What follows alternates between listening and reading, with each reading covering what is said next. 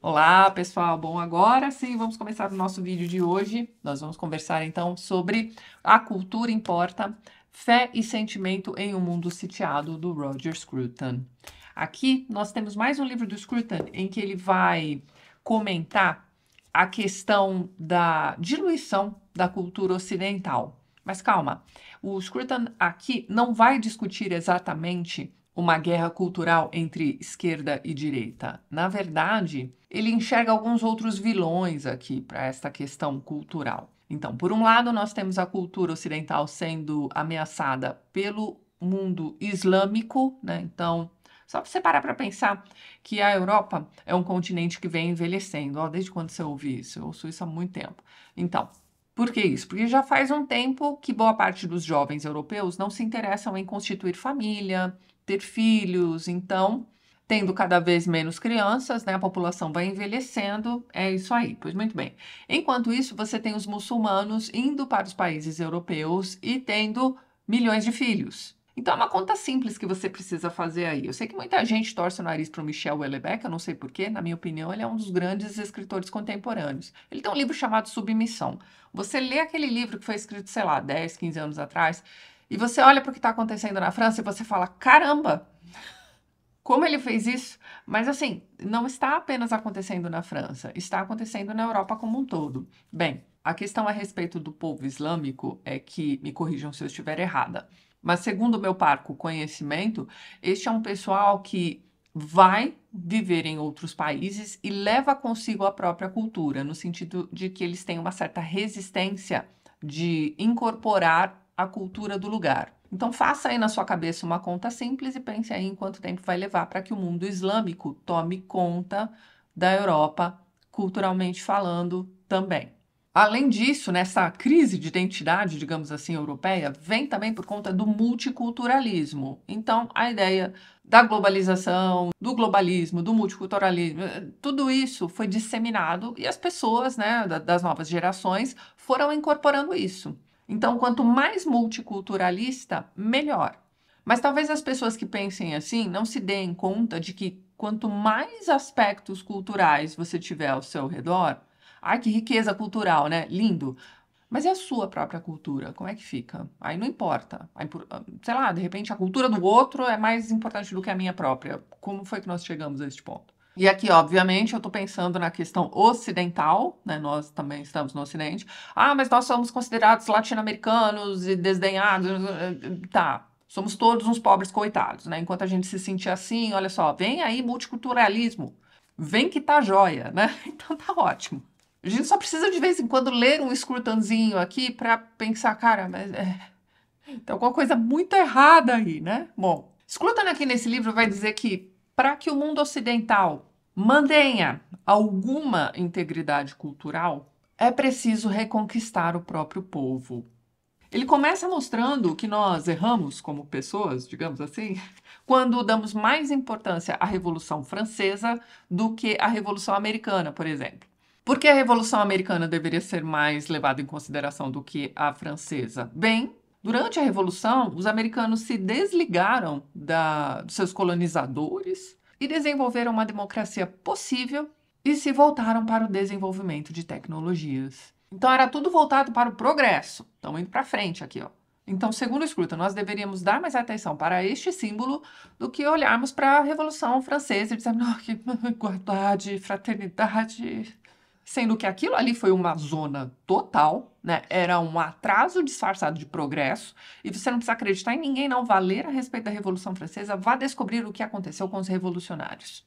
E o que aconteceu com a França logo depois dessa revolução esquisita. Então tá, mas o Scruton olha para os Estados Unidos e enxerga o seguinte: progresso tecnológico e democracia viável não são o suficiente para uma cultura voltada para a beleza. Ele entende que o modelo democrático americano e sua alta tecnologia, aquela coisa, o progresso deles e tudo mais, são coisas que elevam o moral americano, né? Isso leva a um patriotismo, mas a cultura fica meio que relegada, né? Então, o sonho americano, tá, ok, faz parte da cultura deles, mas estamos falando aqui daquela cultura voltada para a beleza, como eu já disse para vocês. Porque quem já leu aquele livro Beleza, ou já viu o vídeo aqui do canal, vou deixar link na descrição para vocês também, vejam lá, tá? Mas então, para o Scruton, a beleza artística é aquela que te eleva, é aquela que eleva o teu espírito, é aquela que te aproxima do divino. Então, a democracia viável e o progresso tecnológico também não levam gerações, né, as próximas gerações, a admirarem a arte, ou melhor, conhecerem a arte de forma a se elevarem, tanto intelectualmente quanto culturalmente. Essa cultura erudita, segundo Scruton, nasce da elite, mas não nasce da elite para permanecer lá. Ela gera e usufrui dessa cultura, obviamente, mas o objetivo final é espalhá-la para todos. Você não precisa ter dinheiro sobrando para, hoje não tenho nada para fazer, hoje vou a um teatro magnífico assistir a um concerto. Você pode simplesmente ouvir ao mesmo concerto em seja lá qual aplicativo de música você use. Você, inclusive, pode ouvir de graça. Você não precisa comprar a edição mais cara, capa dura, não sei o que lá, de um clássico X aí que você tenha vontade de conhecer. Você não precisa gastar esse dinheiro todo. Você pode ler o brochura, você pode ir até a biblioteca, você pode ler o PDF. Mas alguém te disse que alta cultura é coisa de gente elitista e você acreditou. Porque, sei lá, você acha gente como eu retrógrada. E olha que eu nem sou da elite, hein? Eu sou simplesmente uma dessas pessoas que usufrui da cultura. Sabe o que vai acontecer com você um dia? Você vai pegar um clássico para ler, você aí que ouviu a vida inteira que você tem que ler uns livrinhos mais ou menos, uns contemporâneos escrito com chat GPT, essas merda aí que a gente vê por aí. Não adianta ficar bravo comigo não, que você sabe que isso é verdade. Mas então, você aí que tem este hábito, né, de falar mal de tudo aquilo que você acha que, ela se acha porque ela lê clássicos, sabe esse tipo de coisa? Então, você aí um dia vai pegar um clássico para ler e vai dizer, opa, pera lá, não é tão difícil assim e é bom. E eu não quero parar de ler este livro para ficar 5 horas no TikTok. Eu quero ficar aqui sentado e descobrir o que vai acontecer com Jean Valjean. E aí você vai perceber o tempo que você perdeu sendo contra a chamada alta cultura. Porque sim, é uma grande perda de tempo saber ler e não ler os clássicos, ou ter a capacidade de ouvir e não ouvir os clássicos. Então, neste livro, o Scruton discute o que fazer para resgatar essas pessoas que se afastaram da alta cultura por ideologia. Como fazê-las não exatamente mudar de ideia, mas mudar de ponto de vista. E o Scruton não é aquela... É meio chocante isso, mas ele não é aquele tipo de pessoa que pensa assim, não, é só isso que você precisa, né, educar seu filho desde pequenininho. Então a criança só vai ouvir Mozart, vai aprender a tocar piano, só vai usar roupa do século XIX, sabe? Não, olha só, na página 53 ele vai dizer isso aqui, olha que interessante. O que beneficia as crianças comuns se elas conhecerem as obras de Shakespeare, adquirirem gosto por Bach ou desenvolverem interesse pelo latim medieval? Pensa numa criança interessada no latim medieval. O Scruton faz piadinhas. Todas essas conquistas apenas isolam a criança de seus pares, né? Imagina a criança esquisita que gosta de Bach, né, indo numa festinha infantil. Esqueci o nome daquele menino do Modern Family, mas então, vamos voltar lá. Todas essas conquistas apenas isolam a criança dos seus pares, colocam um véu entre o seu pensamento e o único mundo onde ela pode aplicá-lo, e são, na melhor das hipóteses, uma excentricidade, e na pior, uma desvantagem. A minha resposta é simples. Pode não beneficiar a criança, né? Conhecer Shakespeare ou Bach, né? Pelo menos ainda não, mas beneficiará a cultura. E porque a cultura é formada de conhecimento, cabe ao professor procurar pelo aluno que irá transmiti-la. Mas não dessa forma, né, caricata, como eu passei para vocês. É claro que vai ser bacana em algum momento essas crianças terem aulas em que elas vão entrar em contato com música erudita, em que elas vão conhecer uma peça de Shakespeare adaptada para aquele grupinho ainda, né? Enfim, um dia, ali na frente, quando eles estiverem, sei lá, no ginásio, eles já estarão mais preparados para assistir uma peça pronta do Shakespeare, né? Digamos assim. Porque você foi aos poucos, mas não porque você disse, não, meu filho... Primeira palavra que ele falou foi Beethoven. Não, não é isso. Pro Zé aqui em casa tá mais fácil, né? Ele vai falar Paul. Eu tô claramente brincando, gente, mas vocês entenderam. Esse é o ponto do livro. A grande questão aqui na dificuldade de passar, né, essa alta cultura, eu vou chamar de alta cultura porque, né, aí fica mais claro para todo mundo, então. Mas não é bem isso, né? De um lado você tem, sei lá, um petit gâteau, do outro você tem um bolo de aipim. Os dois são, eu gosto dos dois, mas assim, se eu só como bolo de aipim, eu nunca vou saber como é que é um petit gâteau. E os dois estão sendo oferecidos para mim, sabe? Então, a grande dificuldade é que durante anos e anos, ele fala muito de música, né? O Scruton entende muito de música.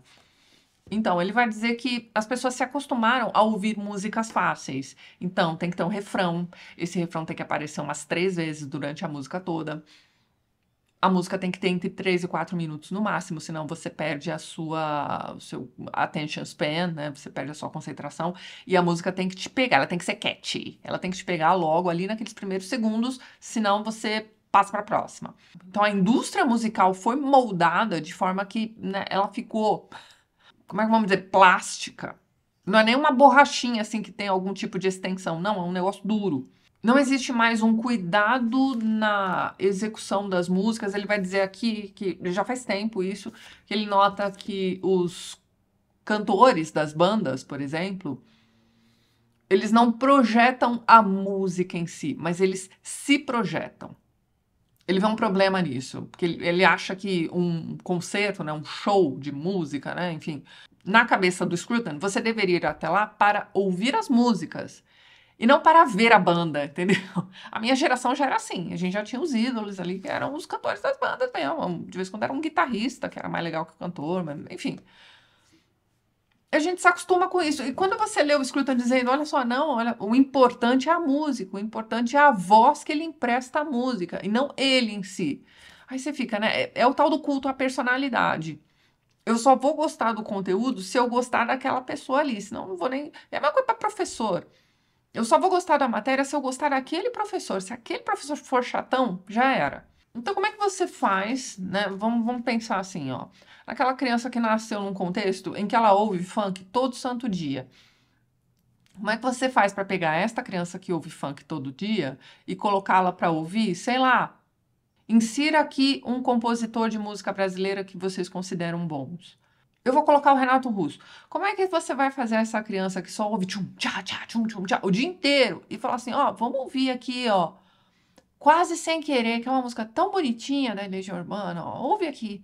2 minutos e meio, acho, tem aquela música. Você vai ver que não dá, vai haver resistência, porque a pessoa está acostumada dentro daquele contexto. Então, como é que você reconquista essas pessoas? Como é que você apresenta esses aspectos culturais de forma a mostrar que existe algo muito mais bonito, muito mais rico culturalmente, ou até uma letra de música que eu entendo e que me passa uma mensagem.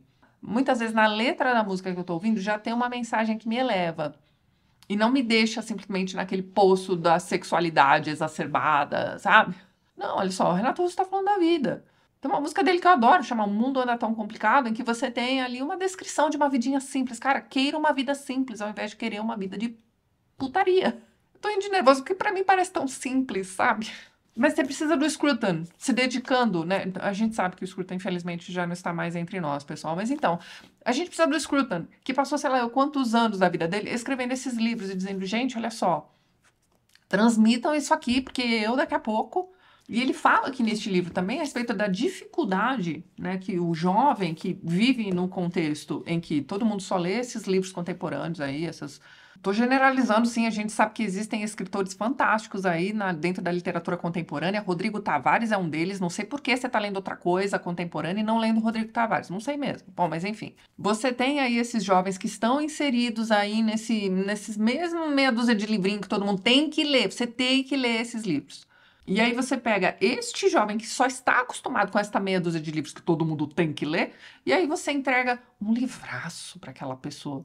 Ele vai ter dificuldade de compreender o livraço. Vou dar um exemplo meu aqui, pessoal. Quando eu tinha, sei lá, uns 16, 17, eu lembro que eu estava no colégio. Então, tinha 16 ou 17 anos, saiu uma coleção aí de um jornal X que você comprava na banca, né? Então, você podia comprar avulso ou comprava o jornal e tinha um desconto no livro. Enfim, eu fiz aquela coleçãozinha, eu acho que nem fiz inteira. Mas veio ali uma Divina Comédia. Eu peguei aquilo ali e eu suei para ler aquele negócio. E olha que eu já era, assim, uma leitorinha, né? Eu já frequentava bastante biblioteca e tudo, mas eu era aquela leitora de, olha só, Calma, tá? Tá tudo bem, a gente vai continuar amigo. Eu era aquela leitora de Stephen King. Tinha um Poe ali no meio que eu gostava bastante, já me achava bem erudita por ler Poe.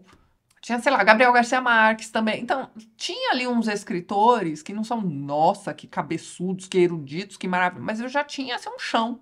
E mesmo tendo o chãozinho, eu li aquilo ali e falei, nossa, como é que faz para ler esse negócio aqui? Então, eu li. Agora, olha só, compreendi 100%? Claro que não. Não faz tanto tempo assim, eu fiz um projeto de leitura aqui no canal chamado Rumo à Divina Comédia. Eu li vários textos de apoio, vários livros sobre a Divina Comédia antes de pegar a Divina Comédia novamente. Foi o caminho que eu fiz. Mas se você não tem jovens que ouçam essas... Olha só, tem jeito. Se você quer ler a Divina... Você ganhou a Divina Comédia de presente de alguém, sei lá. Você quer ler esse negócio, mas você está acostumado a ler Avesso da Pele, meu amigo. Calma que vai dar tudo certo. O petróleo é nosso, vai dar certo. Vá aos poucos. Faça um projetinho de leitura pessoal. Leia um canto por dia, né? Procura lá as palavrinhas que você não conhece no dicionário. Aprenda a usar o dicionário. Gente, o jovem hoje em dia não sabe nem o que é um dicionário. Digo, você entrega um dicionário na mão da criança, você tem que explicar. Olha só, tá em ordem alfabética. Tem as definições, tem a fonética. É mais fácil olhar no Google. Mas mesmo assim, ó, tem pouquíssimas pessoas que têm paciência de procurar as palavras no Google. Porque elas ouviram dentro da sala de aula, olha só. Entenda pelo contexto. Para mim, o entenda pelo contexto é uma coisa tão preguiçosa da parte de um professor. Olha só, você é professor e você fala para os alunos que eles precisam entender pelo contexto. Meus parabéns. Você passa o dia inteiro com o celular na mão. Você é incapaz de procurar uma palavra que você não conhece ali, ao invés de perguntar para alguém que vai te dizer, procura, né, entenda pelo contexto. Como é que você gera essa autonomia nas pessoas, né? Autonomia combinada com curiosidade, né? É apenas a curiosidade que vai fazer com que estas pessoas saiam de suas zonas de conforto, que nem são confortáveis, tá? Para expandir conhecimento. Como é que você faz isso?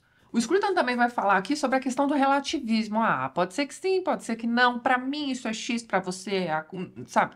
Ok, uma obra de arte pode ser subjetiva, né? Cada um pode tirar para si aquilo que seu conhecimento de mundo determina e nananã. Tá bom, muito bonito isso. Mas numa camada mais interior ali daquela obra de arte, existe um significado. Existe um significado que não é subjetivo. Existe um significado que o autor da obra, e aí pode ser um pintor, pode ser um escultor, pode ser o que for. O criador, ao criar sua obra de arte, tinha uma intenção em mente. E ele esperava, de certa forma, uma determinada reação. Ele vai usar aqui neste livro também o exemplo da comédia. E é bem interessante a forma como ele usa esse exemplo, ele vai sempre voltar a esse exemplo aqui ao longo do livro. Aqui ele não está falando da comédia shakespeariana ou da comédia aristotélica, que é aquela coisa da comédia é a peça que termina bem e tragédia é a peça que termina mal. Não. Ele está falando da comédia mesmo, dos filmes deste gênero, né, feitos para nos fazerem rir, né? Então, hoje em dia a comédia está cada vez mais insossa, porque o politicamente correto tomou conta de tudo, as pessoas não percebem isso, as piadas são cada vez mais sem graça. Elas não apenas se preocupam em não ofender, elas são simplesmente piadas do tio do pavê. Que é legal quando você ouve uma, duas, três vezes, mas lá pela 15ª você já tá assim... Então, a questão da comédia é o seguinte, ela é pensada para fazer rir. Então, o riso é seu objetivo final. Quando você dá aquele riso espontâneo, sincero, né? Isso é um jeito de você, né, reagir de acordo com aquilo que você está consumindo. Mas o que acontece com a comédia na maioria das vezes? Tá todo mundo rindo e aí você ri também, porque você não quer ser diferente. Ou você se ofendeu com aquilo ali. E aí você não só não vai rir, como vai dar uma bronca na pessoa que contou a piada. Você não pode falar assim, você está ofendendo o grupo X, Y, Z. Vai dar uma lição de moral também. Mas você já parou para pensar que é uma questão de gosto? Ela não te agradou, ela te desagradou por algum motivo. Ele dá esse exemplo aqui porque ele sabe que a risada gostosa que você dá de algo que você realmente achou engraçado, todo mundo sabe que você está rindo espontaneamente. Você não está forçando, você não está tentando agradar o outro, né? Nada, ela vem, né? O riso, ele transborda. Então, o riso, de certa forma, é uma emoção que não tem como você segurar. E quando você segura, você não pode rir porque X, né? Sei lá, você está num ambiente ali muito sério. A pessoa falou um negócio ali que te destravou uma piadinha interna dentro de você e você está se segurando, você olha para alguém e você identifica que aquela pessoa também entendeu. Não há quem segure. E aí ele tem aquele probleminha, né, com o mictório do Duchamp, né? Então, quando você entra numa exposição de arte, você vê ali aquele mictório do Duchamp sendo reproduzido de N formas, você pode fazer aquela, né, do intelectual que está olhando para aquilo, não, isso aqui é uma crítica, não sei o que. A gente sabe, né, historicamente foi uma piada, né, Duchamp, um brincalhão.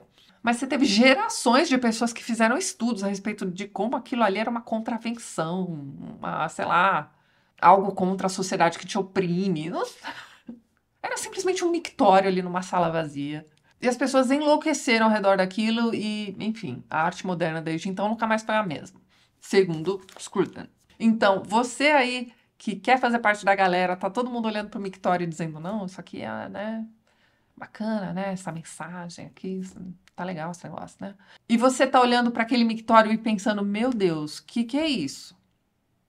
Mas você quer fazer parte da galera, então você vai ter aquela reação chupinhada do outro. O que ele vai dizer aqui é que a obra de arte que te eleva, que te educa, que te faz enxergar o mundo de um jeito mais interessante, que te faz querer aprender mais, ver mais obras de arte como aquela, sentir mais aquela sensação, né, com outras obras semelhantes, sabe? Isto aqui é espontâneo, isto aqui não é tirado de você. Você não está consumindo a cultura gerada pela elite para se tornar tão babaca, sei lá, como você acha que eles são.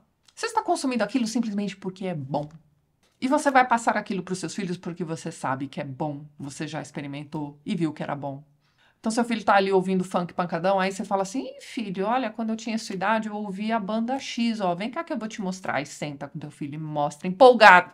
Você tem que mostrar algum tipo de empolgação com aquilo que você está transmitindo. Se você for aquele professor lânguido, você não vai transmitir nada. Essa é a única parte que eu sinto falta da sala de aula, sinceramente. É ensinar algo e dizer assim, ó, olha só, present perfect. Vocês acham que é o fim do mundo aprender present perfect? Vou ensinar de jeito que vocês não vão esquecer. Meus alunos, ó, pergunta para qualquer aluno meu de Intermediate One se eles sabem ou não usar present perfect. Enfim, gente, aqui quando ele fala de educação, ele tá falando realmente da questão tradicional, né, da educação que você adquire na escola e tudo mais.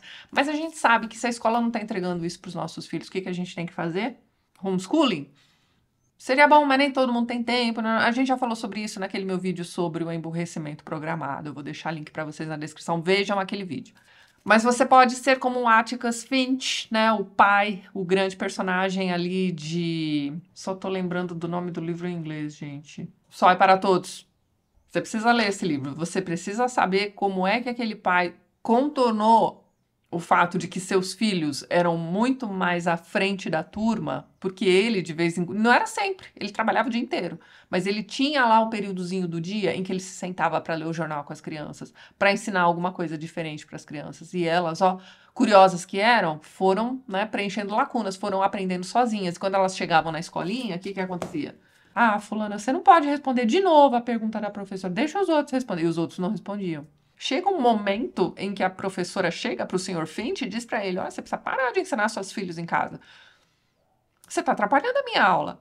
Gente, aquele livro foi escrito, sei lá, na primeira metade do século XX. Se o Finch tivesse dito, não, tá bom, beleza.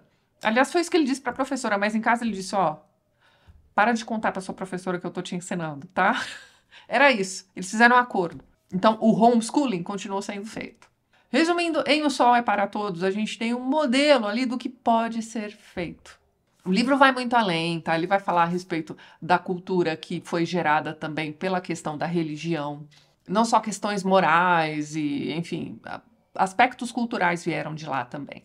Ele tem um capítulo aqui a respeito de crítica também, né? Como é que você critica algo, né? Como é que você expõe uma opinião a respeito de algo que você acabou de consumir, né? Você acabou de ler um livro, como é que você fala sobre ele?